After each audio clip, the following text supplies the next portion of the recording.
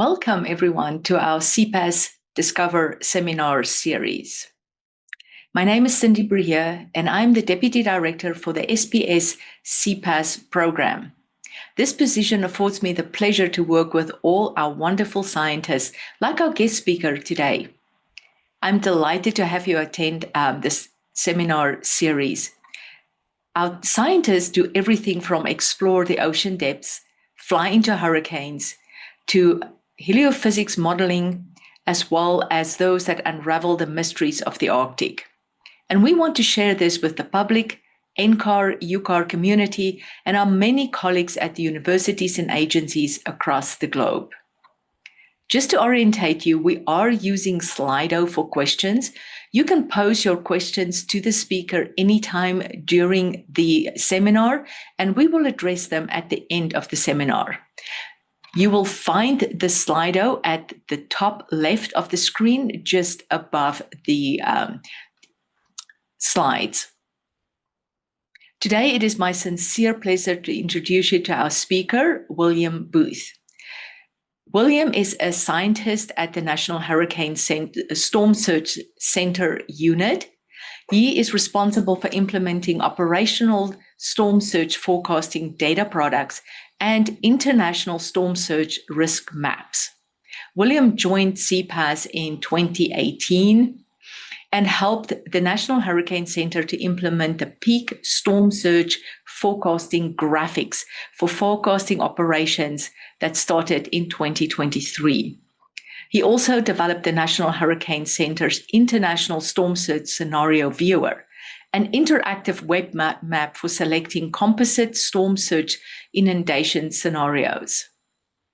Today, William will share his recent work with the seminar. His title is Enabling the Advancement of Storm Surge Risk Communication at the National Hurricane Center over the last 15 years. Please join me in welcoming William. Over to you, William.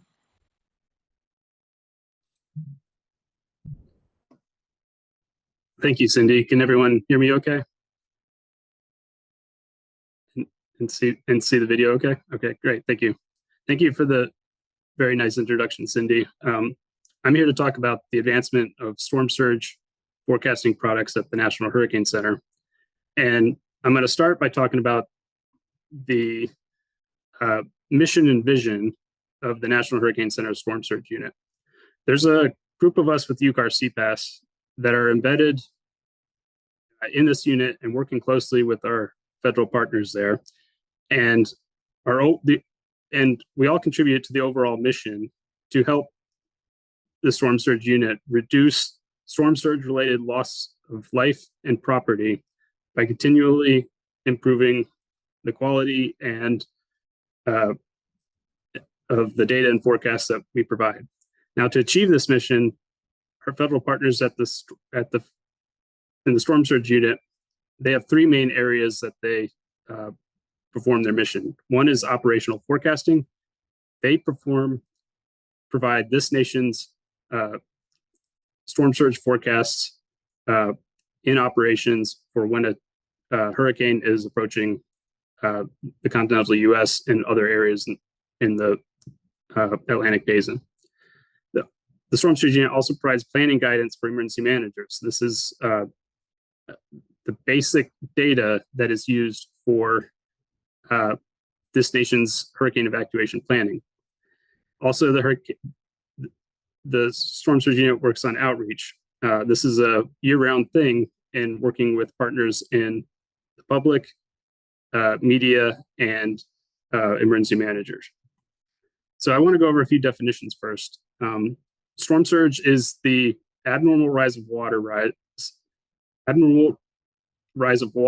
generated by a storm over and above the predicted astronomical tide. We also have a term storm tide that includes that surge plus tide. And then inundation would be the flooding of normally dry land resulting from the combination of that storm surge and tide and some other factors as well. And in the schematic in the right diagram, we have a 15-foot storm surge occurring at the time of high tide, which yields a 17-foot storm tide. And then we have washing onto land and inundating the structure on the left side of the graphic, which would be, in this case, maybe about 6 feet of inundation in that case.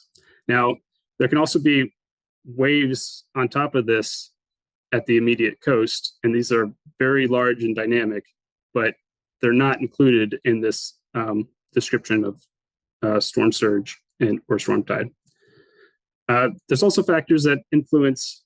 Let's talk about some of the factors that influence storm surge. Obviously, storm intensity is a big factor because a more intense storm can produce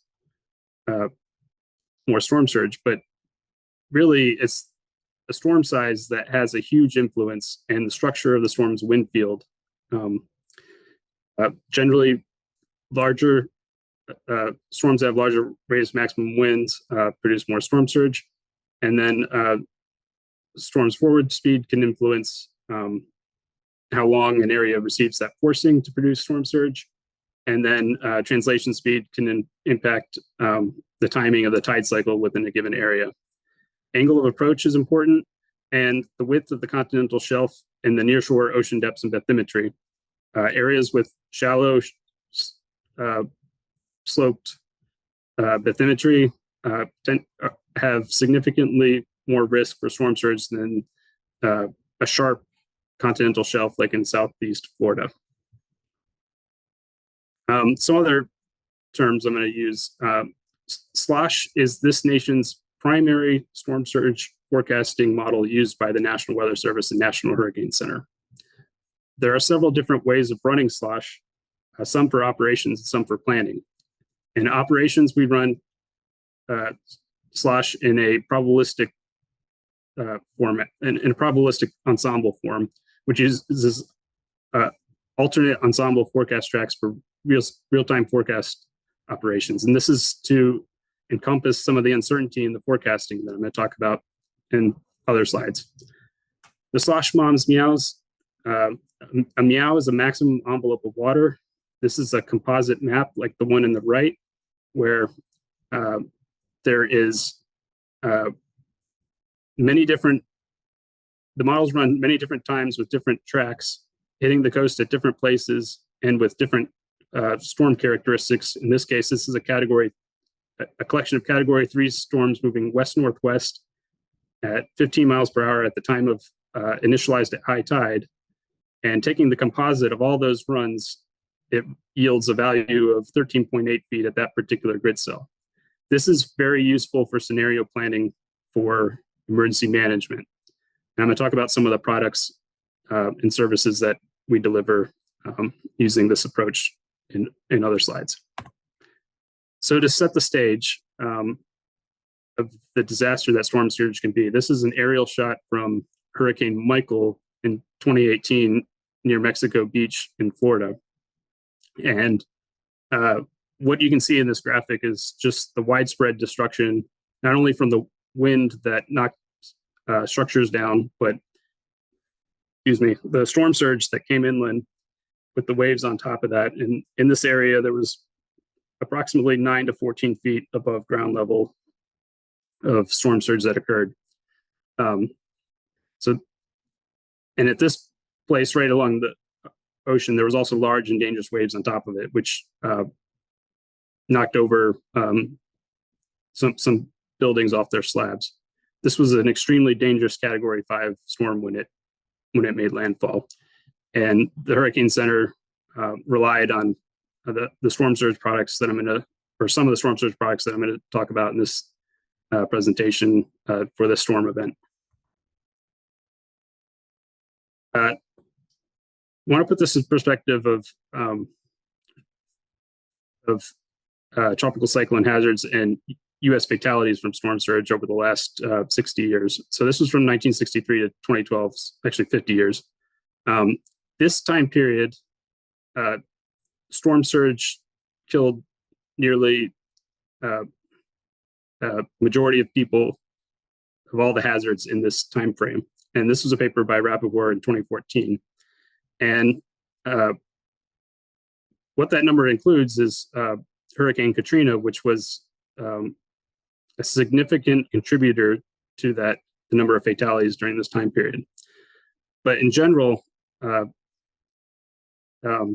water is responsible for the vast majority, whether it's storm surge, rain, or surf or other offshore marine fatalities. And the study, while reaffirming the threat of rain, makes it clear that the potential for massive loss of life can occur during storm surge. And so this is a primary motivator for the Hurricane Center to improve the storm surge products to help emergency managers protect people. In general, over the last 15 years or so, hurricane track forecast has improved a lot. And just to take some numbers out from the this table, comparing 2010 and 2024, you can see that the numbers have gone down quite a bit in terms of hurricane track forecast errors at these various time intervals. And what I want to focus on is this 48-hour, 72-hour time interval, because that's the time frame that's most significant for decisions that need to be made in terms of whether it's watch warnings, evacuation decisions, evacuation zone clearance times. That is an important window for making some of these decisions. Now, in the early 2000s, 2010, when it came to operational forecast products by the National Hurricane Center, there wasn't a whole lot in terms of real-time forecasting products. NHC has always used the public advisory to describe how high the storm surge could be and give a relative geographic areas.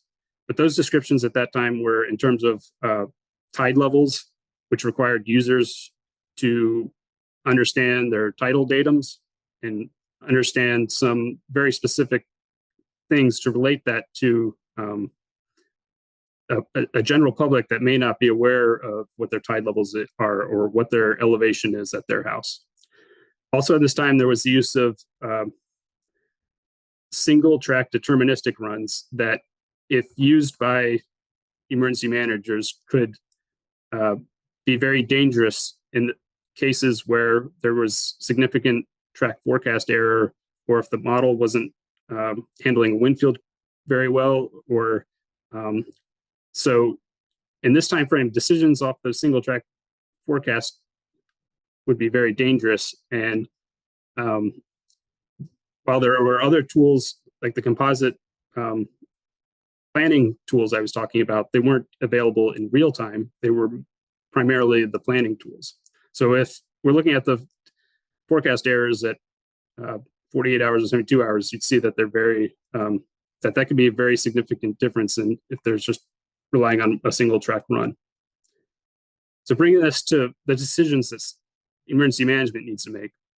The United States makes hurricane evacuation decisions primarily on the threat of storm surge. There are other threats like wind that would lead to hurricane evacuations in some areas, but storm surge danger is the primary motivator there. State and local governments are the ones that make these hurricane evacuation decisions. This is not a decision that the federal government makes. These decisions are made at the local level or at the state level by either elected officials or the appointed emergency managers. So it's vital that the federal government provides forecast and decision support tools to support and enable this coordination. And on the right is an example of North Carolina's Know Your Zone web app, and which is a primary tool that they use to delineate areas that they might evacuate during a storm event. And evacuation zones are one of the primary tools that can communicate the threat area from forecast guidance with how it relates to decisions that have to be made at a local level. So just to highlight some of the storm surge forecasting product improvements over the last 15 years, I want to remind everyone that storm surge has been removed from the Saffir-Simpson hurricane wind scale. That is a wind-only scale and provides no information about storm surge. The Weather Service has, and the National Hurricane Center communicate storm surge in terms of inundation above normally dry ground, and they use this in the public advisory text. During this time frame, there's the widespread adoption of probabilistic storm surge guidance. And this is what's used to drive the products that I'm going to describe in the next slides. The Hurricane Center needed to implement a storm surge inundation graphic to show areas that could flood. We needed to implement a storm surge watch warning, a risk communication tool to get people to take action. And after 2020, we started showing a graphical version of the peak storm surge forecast, which shows those public advisory numbers, but in a way that can be viewed at higher levels or at the state or national level that can be useful. Additionally, NHC adopted a key messages approach to forecast discussion, where that highlights the specific messages that's for use in social media or for communicating to partners. And in terms of planning products, the storm surge units made several iterations of a national view of storm surge risk, which provides near worst case scenario data for hurricane evacuation or for emergency managers to evaluate their hurricane evacuation areas. And in 2023, we've evolved some of the scenario planning into an international storm surge viewer for use by partners in the Caribbean. So I wanted to highlight those first before talking about how we evolved. So the rest of this presentation is going to be telling the story of how we got to new products and services and some of the decisions made along the way. And so back in 2012 was just after this strategy was already starting in its infancy, but also occurred at a time after Hurricane Sandy, which made storm surge very aware to the general public, really raised the profile of, in terms of a recent event beyond other recent events like Katrina or Ike from a few years ago. So this graphic has a bunch of arrows on it, but I want to focus on a few things. One was NCAR's social science role in collecting online surveys and partners inputs from prototype storm surge inundation products and gathering that information and writing technical reports that were useful to inform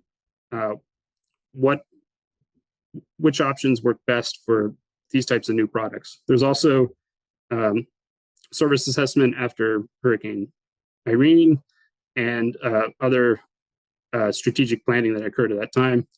But all of this relies on NHC to execute these inputs and put new products into action and develop them and get them experimental and get the feedback and get them turned into operations. And so that's what we're going to talk about for the majority of this presentation, is how we developed a potential storm surge flooding map, how we implemented a storm surge watch warning, and how those products work for communicating the danger of storm surge to the public.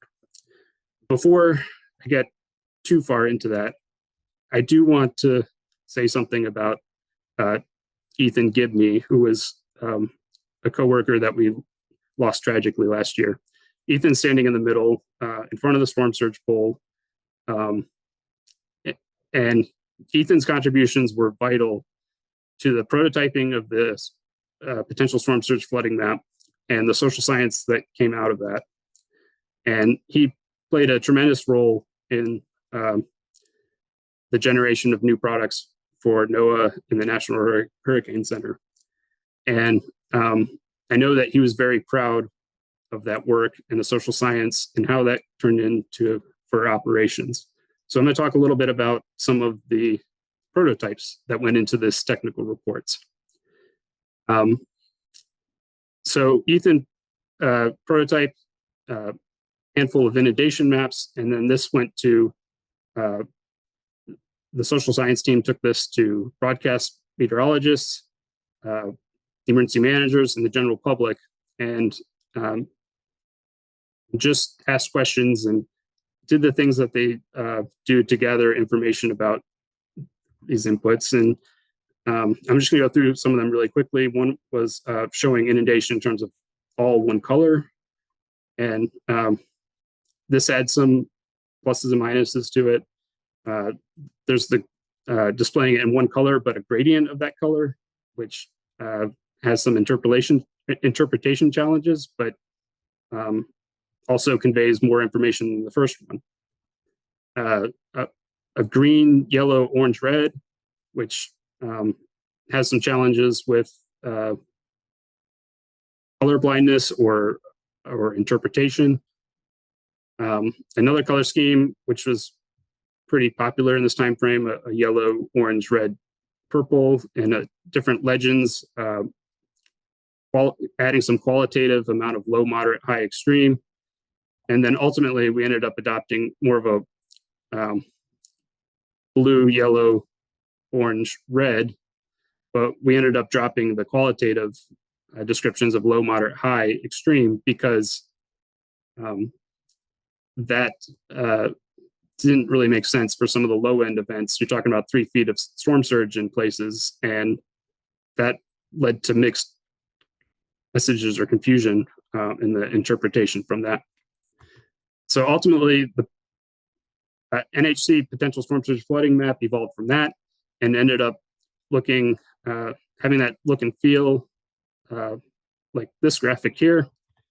So this, so the social science informed the look and feel of the graphic, but we needed to have a technical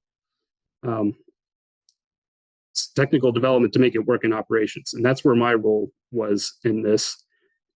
How do we make this graphic work with processing and the forecast advisory cycle in NHC operations? How do we make that sustainable? How many times a day is it run? How do forecasters run this GIS processing when they need to be making a forecast for or providing decision support to partners? So we needed to fully automate that. What's the guidance used to develop the water levels? And I'm going to talk about that in terms of using the probabilistic surge guidance. And what's the criteria for the production of the graphic? Well, it needed to be run when there's a significant threat of storm surge inundation. So it's primarily run when there's storm surge watches or warnings, or when there's hurricane wind watches or warnings, but is also run in some tropical storm events. Take a sip of water real quick. So the storm surge guidance that's used to drive this graphic. I'm just going to talk briefly about the probabilistic P-surge guidance. This is the primary operational forecast ensemble that's run by the National Weather Service, and it accounts for the uncertainty in the storm track by running tracks left and right in the center. It accounts for storm size differences by running storms with different radius of maximum winds. It runs it at different forward speeds, faster or slower storms to account for maybe differences approaching the coast at different times in the tide cycle, and some stronger or weaker storms as well. And all this is run on the NOAA supercomputer. It can be thousands of slosh simulations, but it's all processed together to produce probability and exceedance plots. The uncertainties in this model are based on the historical forecast errors. This includes tide. So it's storm surge is run with tide at the same time. So it's able to help with areas where there's a large tidal range. And we use the 10% exceedance, which is the upper end of the guidance. And for most practicality, it's the scenario, a set of scenarios for the partners to plan for in the hurricane and storm events. And it's ultimately the P-surge is a risk communication tool and guidance tool, and it's what drives this potential storm surge flooding map. So the potential storm surge flooding map provides the quantitative risk assessment for decision makers. It shows the height above ground level that water could reach, and it's based on those colors and mapping scheme that I talked about with the prototypes. So it shows that inundation has a 1 in 10 chance of being exceeded at a particular location, and it's processed through this a GIS process to map that to land with elevation data.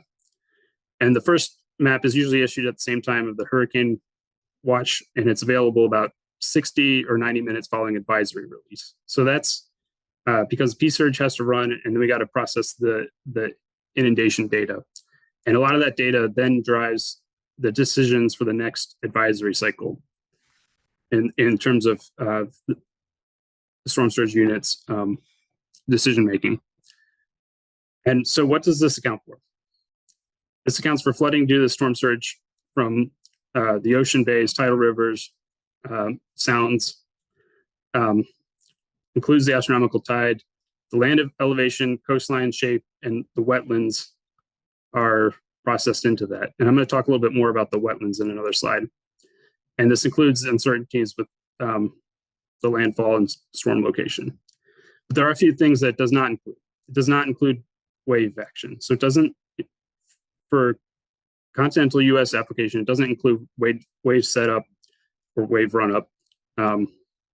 Those have to be factored by forecasters separately in terms of how they're communicating that if those are significant issues for a storm surge. It does not include any freshwater flooding or riverine discharge. So there's no rainfall. Those factors have to be factored in separately for total water level, if that's an important thing for a particular event. It does not show any flooding from levee failures. Levee failure is a significant risk communication thing that would have to be discussed with partners at the Army Corps of Engineers if there ever such a scenario where that is involved. But there are mapped levee areas, but we're not mapping inundation inside those systems. So we use a hatched area around particular levee areas. And I'm going to talk about that in another slide as well. So there's three main challenges with the implementation of this graphic that I'm going to dive into a little bit in terms of how these help risk communication. Wetlands. How should the graphic handle areas that flood every day with a high tide? There could be areas that always flood and would always appear yellow and orange in the graphic, and that could be distracting for a low-end event when our forecast is only 1 to 3 feet in that area. So we want to provide a mask to help let the user toggle those areas on and off. The levee areas. We needed to figure out the best approach for mapping inundation in those areas with risk communication. Those are areas that are very important, and we need to factor that in for hurricane landfalls in the Gulf Coast. The graphic must be interactive and downloadable with GIS data.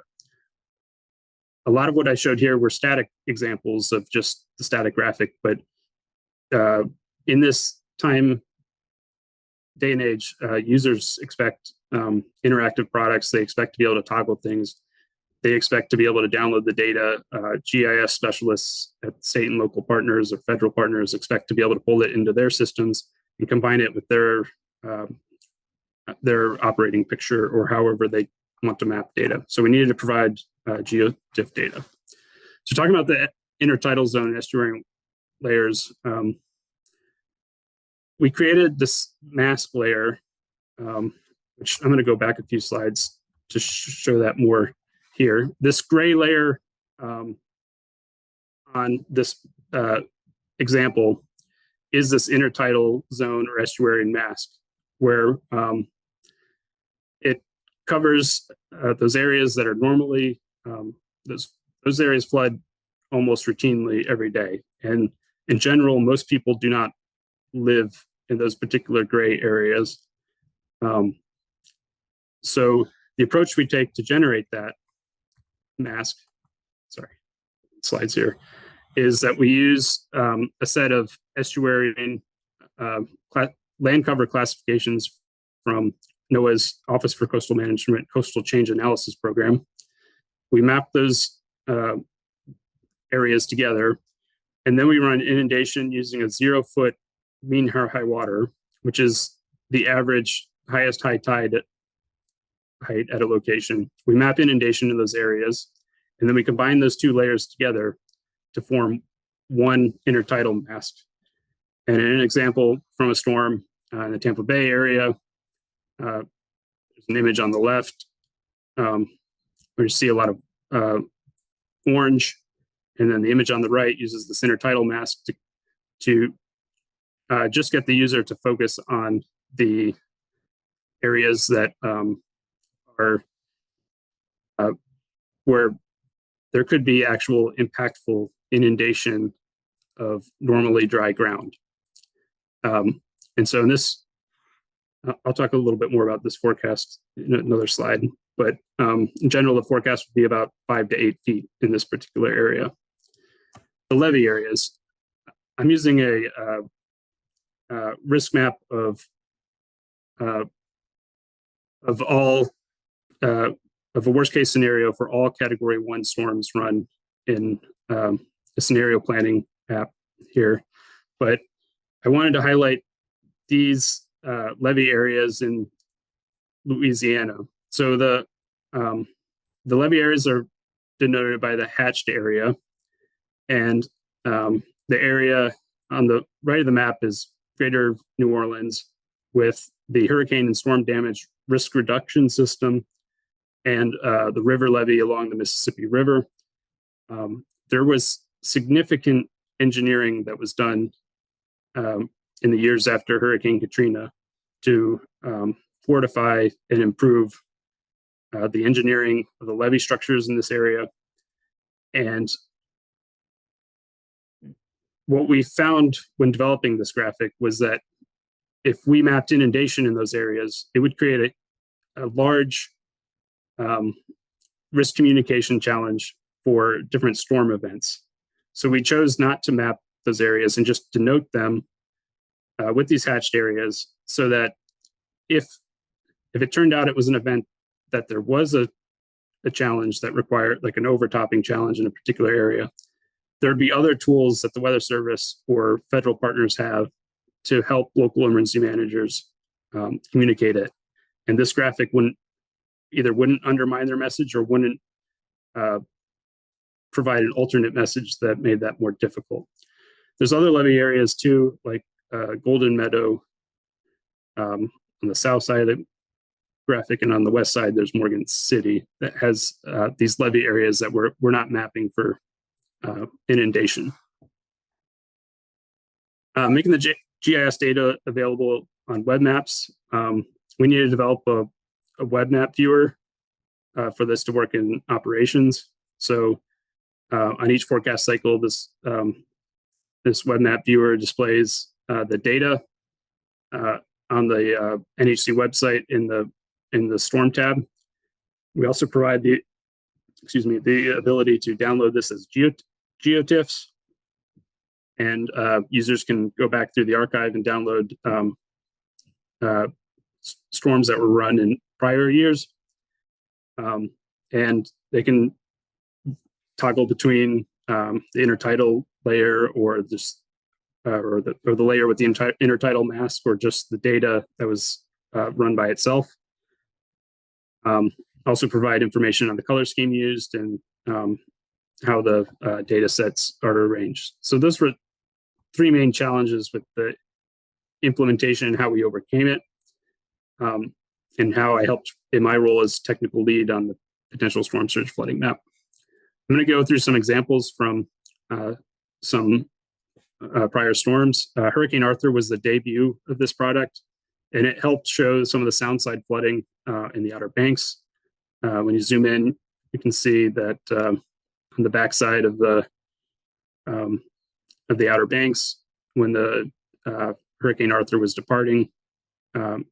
That's where some of the highest storm surge was from this particular event, and where the threat of this event was primarily on the sound side. Going to Hurricane Florence, there's two images here. The left image was the potential storm surge flooding map issued at the initial time that we issued this product, when there was a hurricane watch issued in Eastern North Carolina and a storm surge watch in Eastern North Carolina. And the right image was a post-storm hindcast that we did immediately after the storm's landfall. And one thing that I think this helps show is how, even though the left one was issued about, and the storm slowed down, and it changed its structure. So even though that was probably somewhere between ultimately 60 or 72 hours before landfall, the left can show how a low probability, how this map can help show a low probability, high impact event at longer lead times, and the danger of storm surge in this time window, so that local emergency managers can help provide guidance to the public on how to respond. Another example is Hurricane Helene in 2024. The story for Hurricane Helene, the big story from Hurricane Helene was freshwater flooding and impacts in the mountains of the Carolinas and Tennessee. But it was also a very big storm surge event because of its large size. And so, although it was the storm center was forecast to be well offshore of the west coast of Florida and Tampa Bay on the right image, the large wind field of the storm and some of the uncertainty with the forecast tracks, the potential storm surge flooding map helped highlight the danger of storm surge in this area. And NHC's storm surge forecast was consistently 5 to 8 feet of storm surge inundation for Tampa Bay for this storm. And what they were communicating that consistent message, which helped with risk communication and decisions that needed to be made. The Weather Service, just go over a few outreach graphics. They provide outreach materials to partners that help show how the potential storm surge flooding map relates to people or structures. And some of these tools are helpful for that type of outreach. There's also outreach.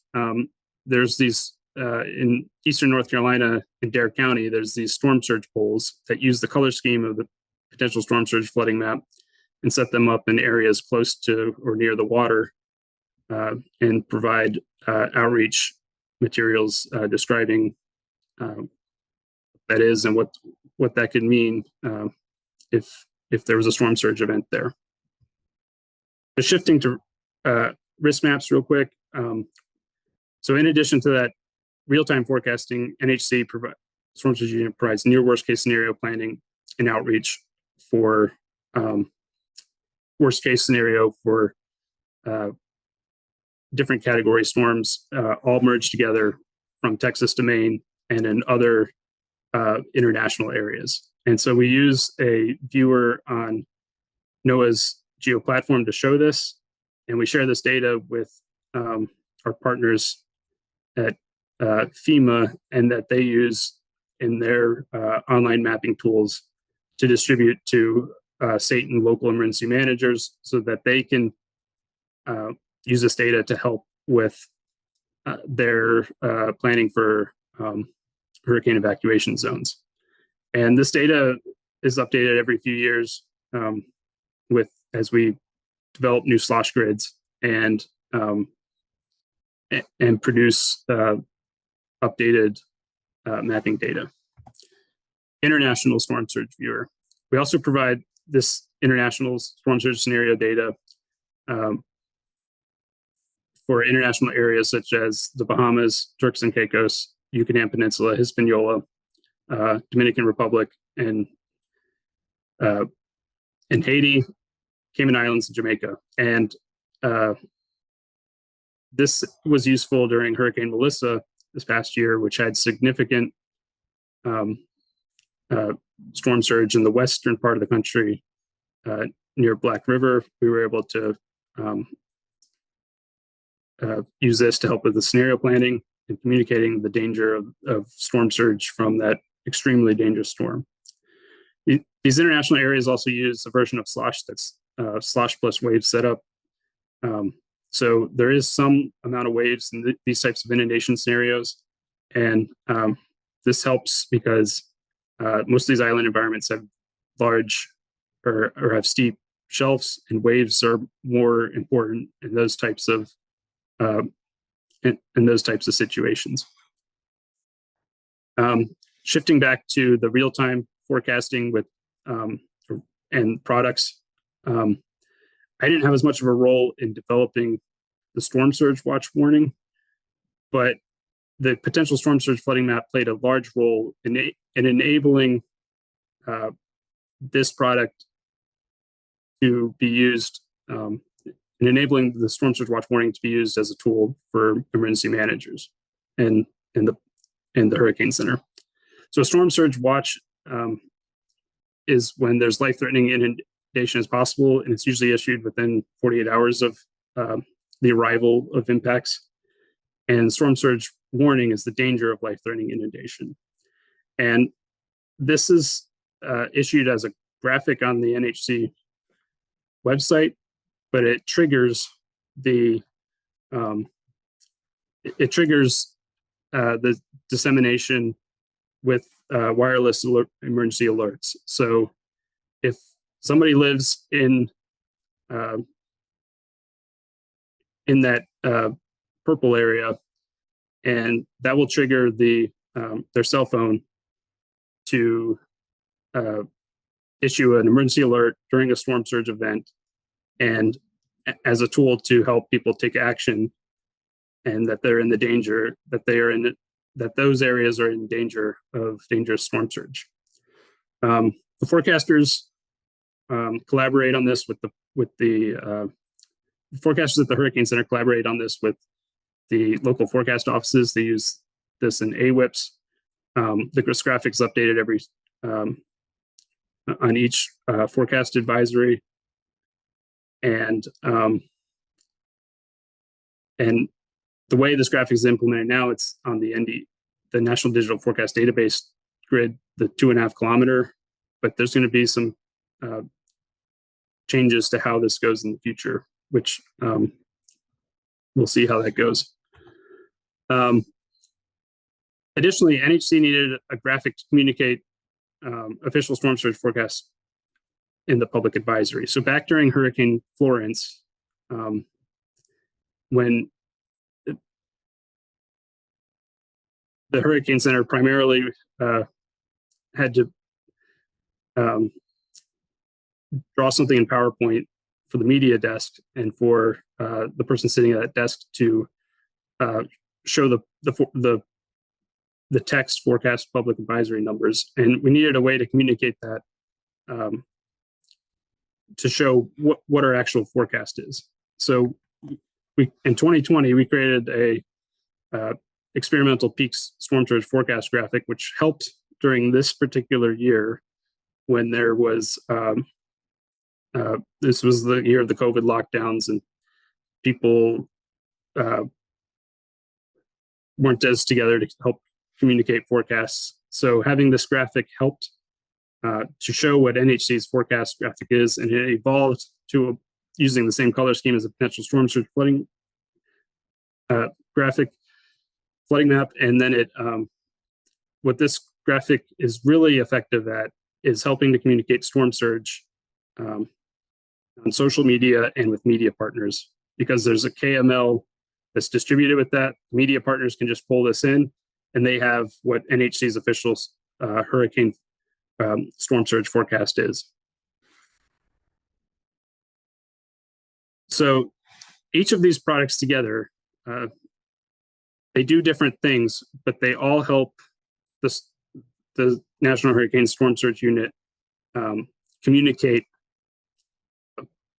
the risk of storm surge to the different audiences. So Storm Surge Watch Warning is primarily for the public, and it's a risk communication tool for people to take action. The Peak Storm Surge Forecast graphic provides that state level or national level or bigger picture view of the storm surge forecast, and it helps work with social media and people needing to present what that forecast is. Potential storm surge flooding map is primarily for state and local emergency managers. They can see their local risk, and it is the most detailed in terms of providing that reasonable worst case scenario that they could receive some amount of storm surge. So all that said, I think these products did a lot to help advance storm surge from where it was and help communicate things going forward. But revisiting the direct fatalities attributed to Atlantic tropical cyclones in the last in the period after we talked about before, the past several years have had several very prolific freshwater flooding events that were caused the majority of deaths, and storm surge had a much significant chunk of that total. But there were still events like Hurricane Ian, where there were over, I think, 40 fatalities in that particular event. So there's still some very dangerous events, and there are things that are different ways that we need to improve some of the forecast graphics. So the question is this really working? Is it just that we've avoided a Katrina style event of catastrophic storm surge in this time window? Or have these products helped emergency managers and provided the tools to help avoid that kind of event and maybe lower fatalities by 1 or 2 orders of magnitude? I think that's all of that's still to be seen, but we've made significant progress in what these forecast tools can do. And so I think I'll leave it at that and see if there's any questions or anything that I can follow up on. Thank you. Thank you very much for sharing your work with us, William. This was a fantastic seminar. I really appreciated it. We can now start our Q&A portion of today's seminars. I would like to redirect your attention to where the Slido questions are. I believe there's a QR code that will pop up on your screen pretty soon, or you can just use the tab in the upper left-hand corner of your screen to get to the Slido section and type in questions. While you're doing that, I do want to invite you to check out our website. It is CPAESS at UCAR.CPAESS for all our upcoming seminars. Our next seminar is on April 15, 2026 at 11 o'clock Mountain Time, and that would be given by Andrew Penny, another of our CPAESS scientists at the National Hurricane Center. I also invite you to find this talk and other talks that was done in the past on our CPAESS YouTube channel. So with that, let's see what questions we have. Looks like our first one is from Lynn, and she asks, what type of analysis does the National Hurricane Center Storm Surge Unit do immediately after a storm makes landfall to help federal, state, and local partners respond to a storm? This is a good question. Immediately after a storm, the Storm Surge Unit will provide a initial best guess hindcast that is sent to FEMA, that they then distribute to the state and local partners. This hindcast is very preliminary because immediately after a storm makes landfall, there is extremely limited observations, often only a few tide sensors, and those tide sensors likely did not capture the peak. And if they did capture the peak, they were likely destroyed unless they were hardened like some of the ones in Louisiana are. So that initial hindcast is this best guess, but it provides some initial information that can help federal or state partners allocate resources at a very critical time immediately after that landfall. Excellent. Thank you so much. We have another question. Thanks for an interesting seminar. What do you see that remains to be done to further improve communicating warnings? It's also a good question. I think in some cases, we can improve by reducing over warnings. So that would be improving the guidance or holding back from issuing warnings in cases where we think that, or lowering the target geographic area for those warnings, which can help maybe some of the risk communication or future risk communication as people's judgment of what they experience during an event might be. And if we can reduce some of the warning areas for those reasons, then that may also help with resources required at state and local levels for what they need to do to respond, or help them target those responses. Excellent. We have another question from Andy. Hi, William. Very interesting talk. You mentioned that the storm surge predictions don't integrate inland flood forecast. What is the impact of not having that input? Why are the challenges to what are the challenges to integrating them? And is any work underway with other partners to do so?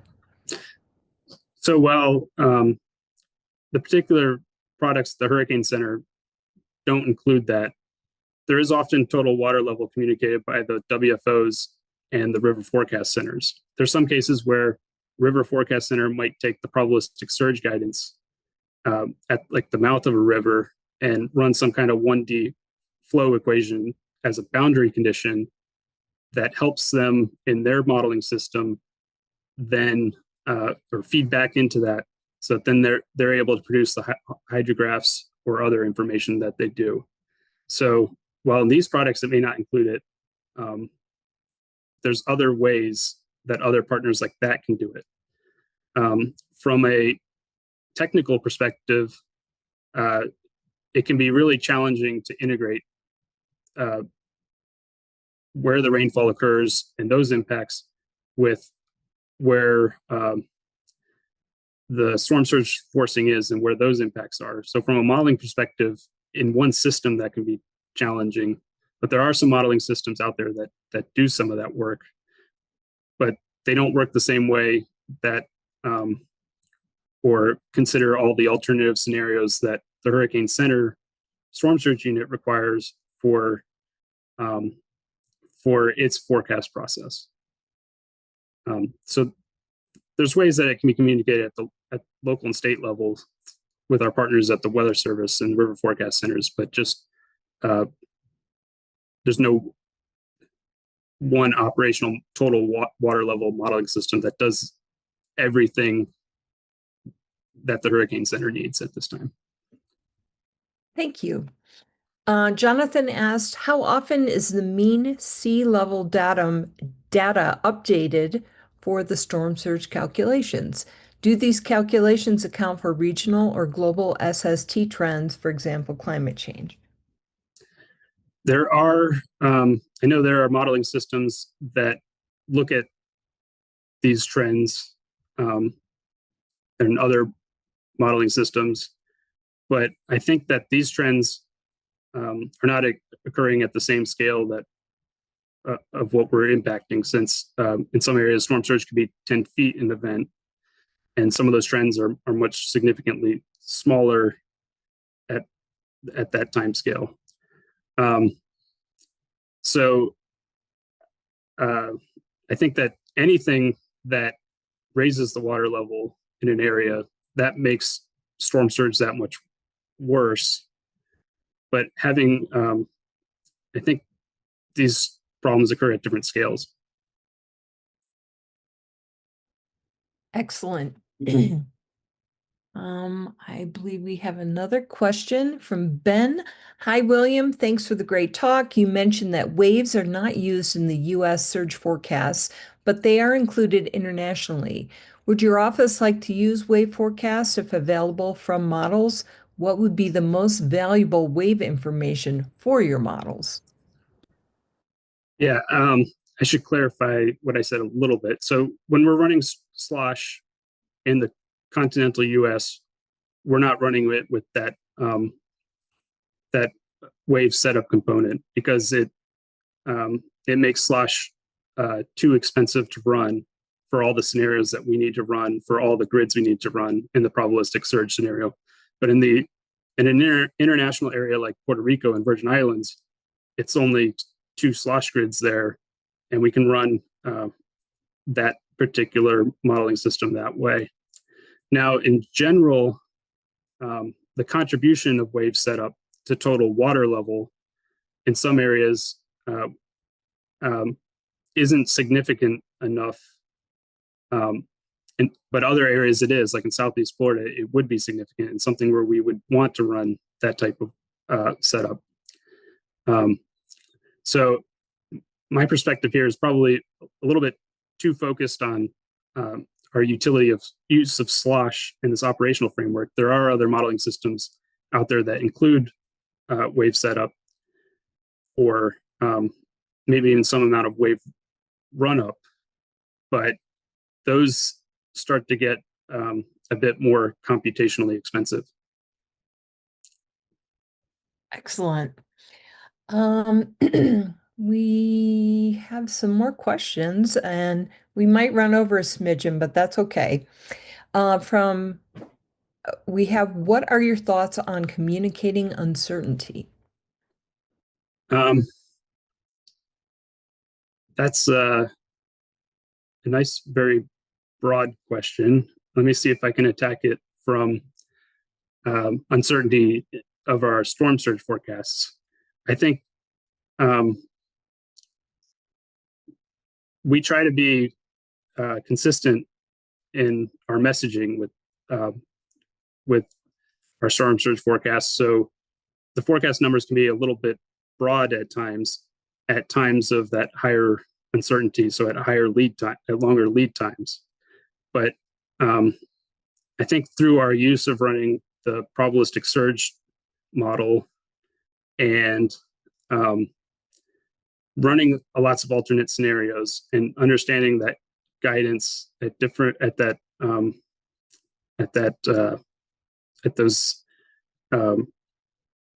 upper end of the guidance or 10% exceedance, I think that can help with communicating uncertainty at those longer time frames. Excellent. We have another question.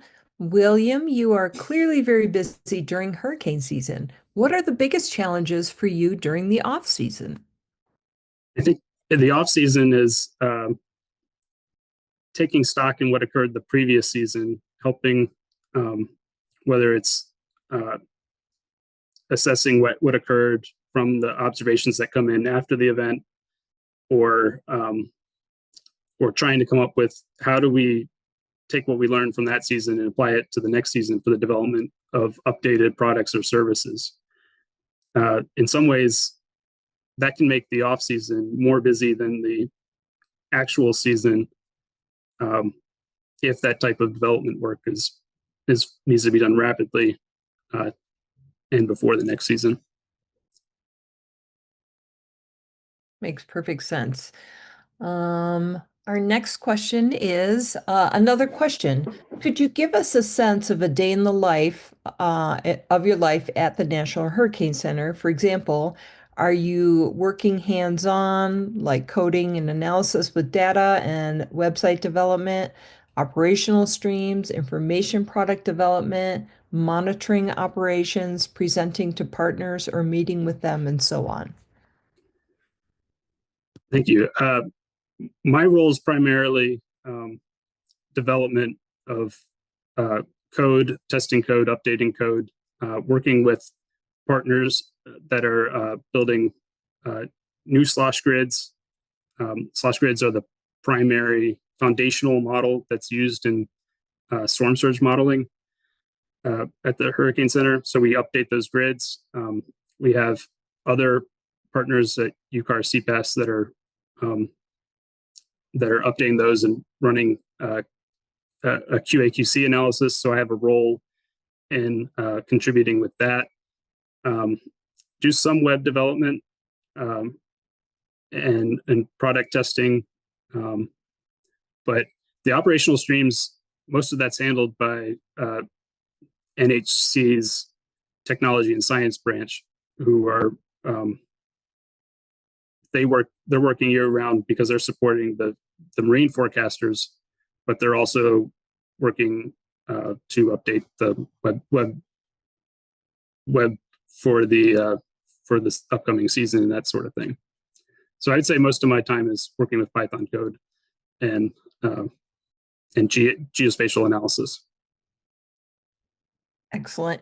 Now, I'm just going to add on for a second. You guys, during the hurricane season, there's staff there 24 hours, correct? Yeah, there's staff that's marine forecasters, and they're working in the tropical analysis and forecast branch. They're working 24/7, and then during the season would be when the hurricane specialists work 24/7. Excellent. Thank you. Jonathan has another question. Research has shown that many people do not understand map-based resources.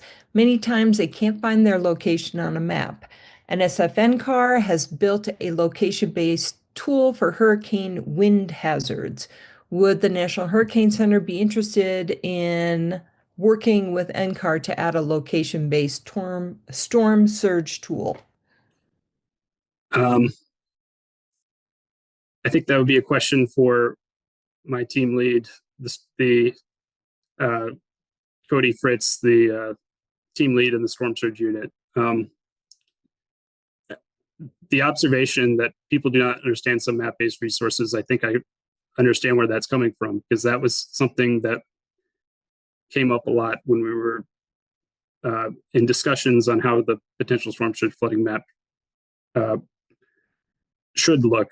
And that's something where I think what location-based is referring to here might be adding a geocode aspect of the potential storm surge flooding map. And that's something that the Hurricane Center has been talking about doing, utilizing resources that already exist within NOAA.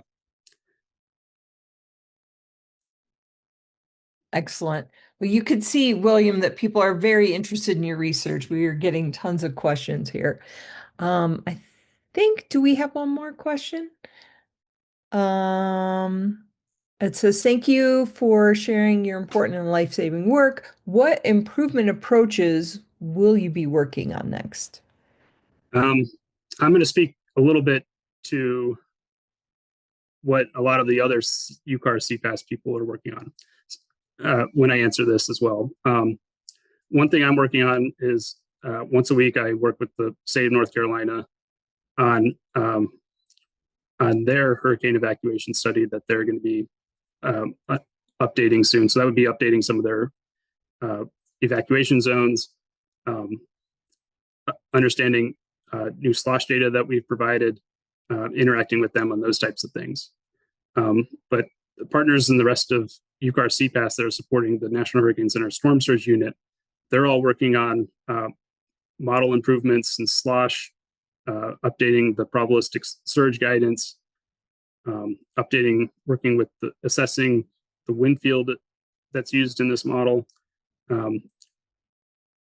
forecast verification, and there's one person that's working on whose primary role is look at some of the next generation storm surge forecasting using a model that NOS uses.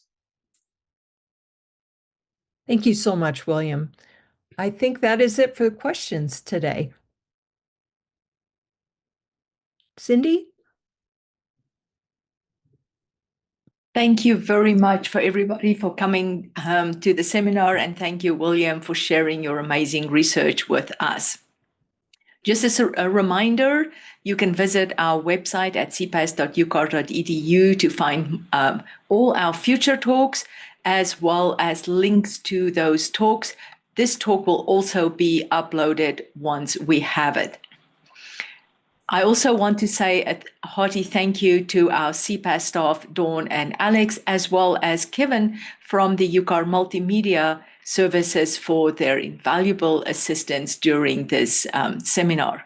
I hope to see you all at our next CPAESS Discovery Seminar series, and good afternoon, everyone.